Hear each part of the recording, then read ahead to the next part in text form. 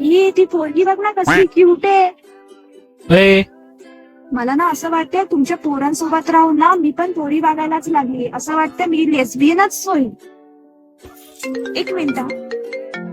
ए तुझी गर्लफ्रेंड मला कशाला फोन करतीये? अरे काल भांडणं झालेले ना, बघ काय म्हणते बघ.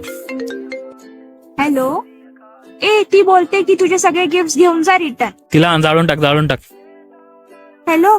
तो बोलते जाळून टाक. जाऊ दे जाळून टाक. तशी पण लायकी नाही त्याची.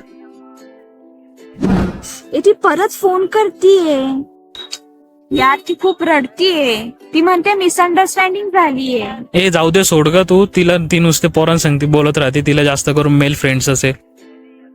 एक मिनिट फोन करते मी तिला. ए तुला वाटतं का तुझा थोबाड बघ, ती सोडल्यावर तुला कोणती चांगली पोरगी भेटेल? आणि दुसरी गोष्ट, तू दिवसभर माझ्यासोबत राहतो ना, हा, तर तुझे पण फिमेल बेस्टीज आहेत ना. हो. ती करते का तुझ्या वर्षात? नाही ना. तर मग ती जर सॉरी बोलते तर बोल ना तिच्याशी. तुमच्या लोकांचा हाच प्रॉब्लेम आहे, तुम्हाला ना कॉन्व्हर्सेशन करताच येत नाही आणि त्याच्यामुळे मग ना मिसअंडरस्टँडिंग होते. तुमचं तर इगो मध्ये येतं. एकमेकांशी बोला, गोष्टी सॉल्व्ह करा, रिलेशनशिप कसं चांगलं चालतं. पण नाही, तुम्हाला तर इगोच मध्ये आणायचंय. एक मिनिट, तुझ्या बॉयफ्रेंडचा का कॉल येतोय? माझ्या बॉयफ्रेंडचा हा, ऍक्च्युली ना काल त्याने ना इंस्टाग्राम वरती एक पोरीचा फोटो लाईक केला होता. हा. आता मी त्याला ब्लॉक केलंय. तर बघ ना काय बोलतोय तो. अच्छा.